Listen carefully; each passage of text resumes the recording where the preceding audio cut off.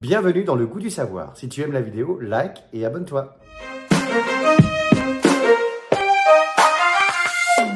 Alors, vous savez, les amis, on dit toujours que tout problème a une solution, euh, mais, eh ben, écoutez, on va découvrir que c'est pas vrai du tout. Ce qui est un peu fou, Nico, parce que c'est vrai que c'est quand même une phrase qu'on entend tout le temps. Non, mais il n'y a pas de problème, il n'y a que des solutions, patati, patati, patati, patata. Et sauf qu'en fait, pas du tout. Eh oui, on va voir ensemble qu'il y a certains problèmes en maths qui n'ont pas de solution. Mais avant ça, si je Ah, vous ben disais qu'il est voilà. possible de gagner 1 million de dollars sans grattage, sans chance, sans rien, est-ce que ça vous paraît possible? Comme ça. Non. Oui, si la Alors en question est fait, posée, c'est oui. eh oui, en fait, c'est grâce aux mathématiques, on peut gagner 1 million de dollars. Au début des années 2000, il y a eu 7 problèmes du millénaire. Alors il n'y en a plus que 6 parce qu'il y en a un qui a été résolu. Donc il y a quelqu'un qui a eu la chance de gagner.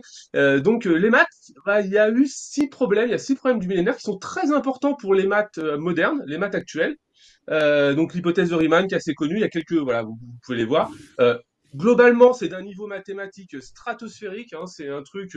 Même moi, des fois, j'ai du mal à comprendre les énoncés. J'ai fait quelques années d'études de maths.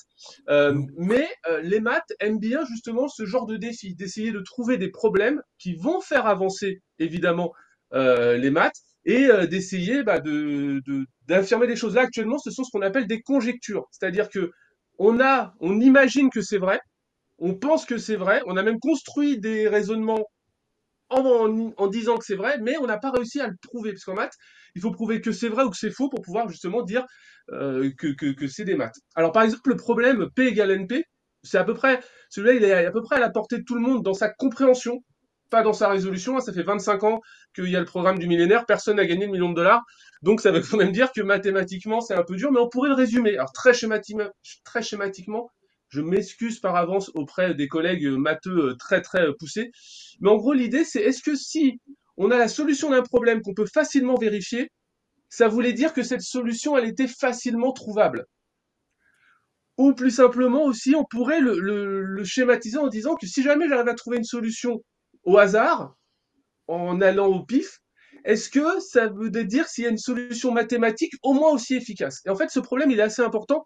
En fait, en informatique, il y a l'informatique qui se développe, il y a beaucoup d'algorithmes qui tournent, et l'idée, c'est de se dire, est-ce que ça vaut le coup que je programme un peu au hasard, puis je trouverai une solution, ou est-ce qu'il vaut mieux que je raisonne? Alors nous, les matheux, on pense qu'il vaut mieux raisonner, mais justement, ce problème, il est toujours ouvert, et il y a pas de preuve. Alors évidemment, on va pas s'intéresser au problème du millénaire, nous, mais on va s'intéresser à des problèmes de l'Antiquité. Donc, à l'Antiquité, il y avait 3 grands problèmes qui sont l'équivalent, on va dire, du problème du millénaire actuel, qui étaient plutôt liés à la géométrie. Parce qu'il faut savoir qu'à l'époque de l'Antiquité, l'objectif c'était de relier toutes les mathématiques, donc les calculs, les nombres d'un côté, puis la géométrie de l'autre, et d'essayer de voir en fait si tous les nombres étaient constructibles, si on pouvait tout construire, une longueur d'une donnée, est-ce qu'on pouvait la construire en un segment de cette longueur-là. Et donc les 3 problèmes qui ont occupé les mathématiciens pendant des siècles et des siècles et des siècles, c'était la trisection de l'angle. C'est-à-dire que si j'ai un angle, est-ce que je peux le couper en 3 angles de même mesure? Alors en deux, c'est facile, c'est la bissectrice. On le fait en cycle 3, on le fait en fin d'école, début de collège. Mais alors en 3, voilà. La duplication du cube. Donc si j'ai un cube là comme ça, est-ce que je peux facilement trouver un cube qui a un volume exactement le double, tracé exactement le double? Et nous, on va s'intéresser au troisième, à la quadrature du cercle. Alors, tout ce qu'on va dire maintenant, c'est des dessins à la règle et au compas. Qu'est-ce qu'on appelle la règle et au compas en géométrie? C'est la règle non graduée, c'est-à-dire tracer des lignes et tracer des cercles avec le compas. Et donc, la quadrature du cercle, la question, c'est est-ce qu'il est possible, quand on a un disque donné, de tracer un carré qui aurait exactement la même aire. La même aire, on en avait déjà parlé, même aire pépère en maths, on aime bien. Donc, donc de trouver un carré qui aurait exactement une aire identique. Alors ça, c'est quelque chose qui a travaillé pas mal les mathématiciens, et les premiers à s'y être vraiment attaqués, en fait, ce sont les Égyptiens. Donc les Égyptiens, le fameux papyrus de Rhind, alors qui est très très grand, mais qui parle pas mal de mathématiques, qu'on retrouve au British Museum à Londres, il a commencé à s'attaquer à ce problème de la quadrature du cercle. Donc là, vous pouvez voir, hein, il y a un petit dessin de carré. On sent qu'on a voulu faire un cercle à l'intérieur. Alors pour ceux qui maîtrisent pas le hiéroglyphe, voilà, et qui ne sont pas adeptes de l'égyptien, on va essayer de traduire un peu rapidement comment est-ce que les Égyptiens avaient travaillé ce problème. Bah, dans un premier temps, eux, ils avaient une connaissance de pi. On va voir que pi, c'est un élément central, essentiel évidemment dans la quadrature du cercle. Euh, pour eux, pi, il était en gros égal à 3,1605, ce qui est assez précis. Nous, c'est 3,14 actuellement, donc c'est plutôt pas mal. Et en fait, ils avaient vu que si on prenait un disque de diamètre 9, eh ben son aire, alors l'aire du disque, hein, c'est pi fois rayon au carré. Donc ça, c'est une formule qu'on apprend assez jeune, vers 10 ans. Donc pi fois rayon, bah, c'est en gros une aire de 63,6172. Alors j'ai pas mis d'unité, hein. On est en Égypte, les mètres, ils n'existent pas encore. Mais ils avaient remarqué que le carré, eh ben, de côté 8, il avait une aire, lui, de 64 64 centimètres carrés, ça était en centimètres, donc on était très très proche. Il y a une erreur de moins de 0,6%. Donc ils avaient déjà vu, les Égyptiens, qu'on pouvait approcher les choses. Mais les approcher, ça veut pas dire les résoudre. Et concrètement, nous, on aimerait avoir, on a dit, un cercle qui aurait exactement la même aire. Alors, on va essayer de voir géométriquement ce que ça voudrait dire, en fait. Ça voudrait dire, voilà, par exemple, si je prends un disque ici, qui aurait, donc, en haut, là, c'est le rayon du disque, donc, il y aurait un rayon de 4 centimètres. Et ben, moi, j'aimerais trouver un carré qui a exactement la même aire. Donc là, on voit que quand j'agrandis les côtés de mon carré, eh ben, on approche, on approche, on approche, on approche. Mais, il y a un moment, voilà, il y a un point de rupture. Là, on passe de 49 à 50,41. Donc, on a passé le 50,27 à peu près, hein. Donc, on voit que on peut approcher une solution. Il y a un point de rupture. Il existe une valeur approchée, c'est sûr. Et certain, si j'avais mis une précision plus grande, je serais arrivé très très proche. Mais là, on est encore dans une approximation, dans un problème de construction, mais on n'a pas exactement la même aire. On a quelque chose qui peut en approcher. Et ben, on va essayer de voir comment, assez facilement, on peut, enfin assez facilement, en tout cas, qu'on a les outils, contrairement au problème du millénaire, nous, pour essayer de comprendre comment, eh ben, résoudre ce problème. Alors, on va partir d'un exemple et on va voir qu'en fait, l'exemple, il a peu d'importance. On prend par exemple un disque de rayon 5 centimètres. Donc, on va prendre n'importe quelle valeur, hein, mais 5, c'était pour histoire d'avoir une taille à peu près raisonnable, que tout le monde puisse, pourquoi pas, le reproduire chez lui. Si je m'intéresse à l'aire de ce disque, eh ben, j'utilise ma fameuse formule, pi fois rayon fois rayon. Alors là, j'ai mis d'abord les rayons parce que ça sera plus simple dans l'écriture. Rayon fois pi, ce qui donne 5 fois 5, on sait faire, c'est 25. Donc 25 pi centimètres carrés. Ça, c'est l'aire du disque. Moi, mon objectif, c'est d'essayer de construire un carré qui a exactement la même aire. C'est-à-dire qu'il y a une aire de 25 pi. Donc pour ça, ça veut dire que son côté doit mesurer, alors là, attention, hein, programme de quatrième, la racine carrée de 25 pi. Parce qu'on sait que la racine carrée, quand on la met au carré, on retrouve ce qu'il y a sous le radical. On retrouve ce qu'il y a C'est facile. ici. Voilà. Donc il faut que le carré mesure la racine carrée de 25 pi. Ça, normalement, un élève, je dirais, de milieu de collège, il sait complètement le faire. Il y a aucune difficulté, hein. Il n'y a pas besoin d'être un grand mathématicien pour réussir à le faire. En fin de collège, début de lycée, on voit qu'on peut l'écrire un peu plus simplement. C'est pas indispensable, mais ça nous permet de voir les choses. Euh, c'est 5 fois la racine carrée de pi. Alors 5 fois la racine carrée de pi, et ben là déjà, la règle au compas, ça nous intéresse parce que 5 fois, on sait faire. Si on a une longueur, on sait la reporter 5 fois. C'est vachement facile, on trace un trait, on prend la longueur, puis avec mon compas, je la reporte une fois, 2 fois, 3 fois, 4 fois, 5 fois. Donc le 5, il pose pas de problème. Très bien. La racine carrée d'une longueur, c'est pas facile, mais on sait le faire. Les mathématiciens grecs de l'Antiquité, ils ont réussi à le prouver. On sait faire.